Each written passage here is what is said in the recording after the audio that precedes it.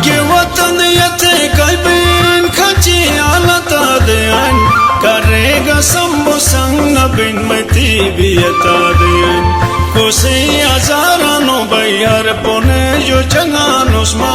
मैं होश दी मगर नेवाने गिटंग पटंगा नुस्मा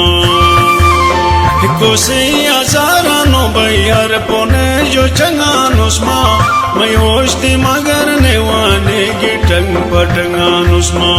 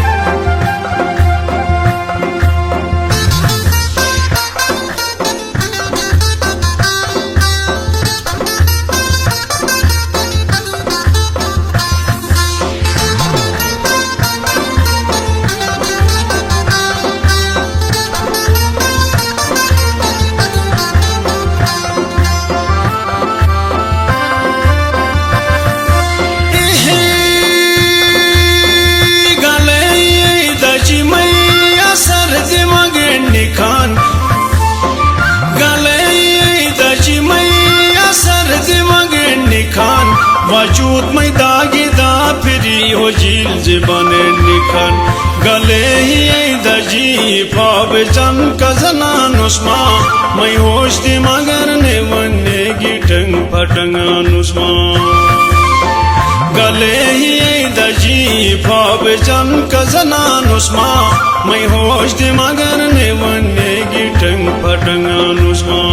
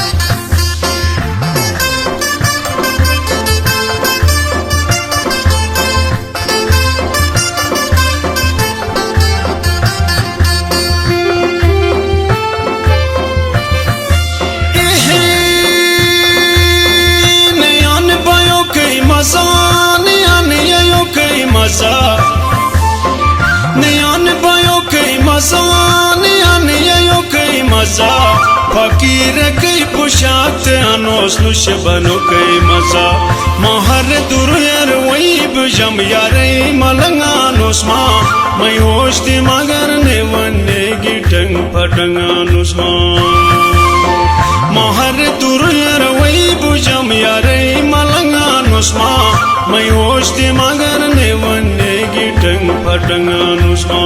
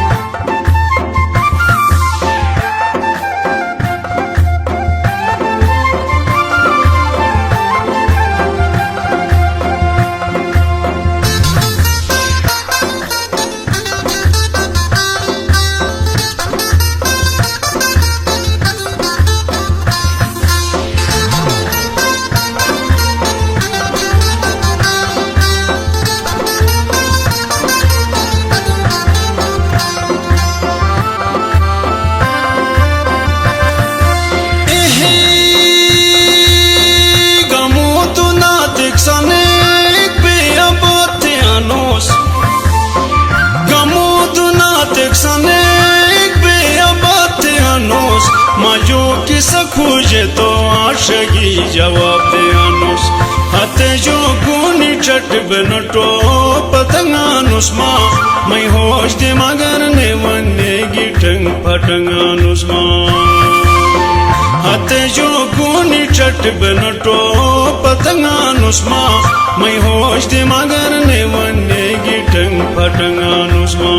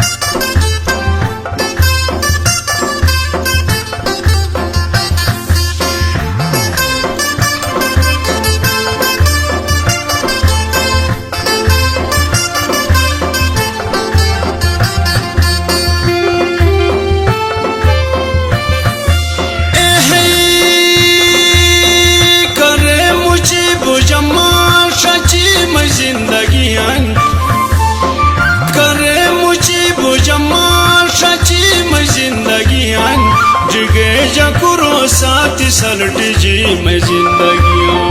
गमो दीवारों साथी बैकिलार बनानुस्मा मैं होश दी मगर ने वन्ने गिटंग पटंगानुस्मा गमो दीवारों साथी बैकिलार बनानुस्मा मैं होश दी मगर ने वन्ने गिटंग पटंगानुस्मा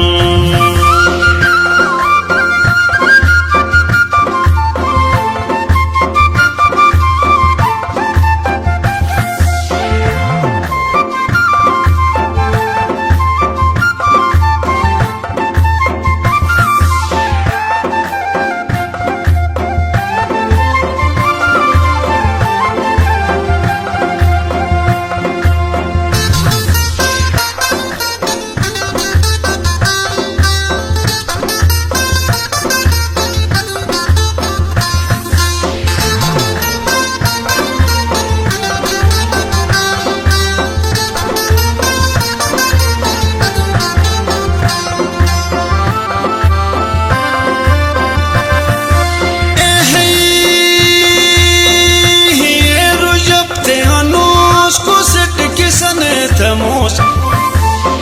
हियरो जब ते अनुस को सेट किसने थमोस तुम किस्मत जिकाली अनुस को सेट गिलने थमोस सुकार हाई जमोस मजादा जी टूटंगा नुस्मा मैं होश दी मगर ने वन्ने गिटंग पटंगा नुस्मा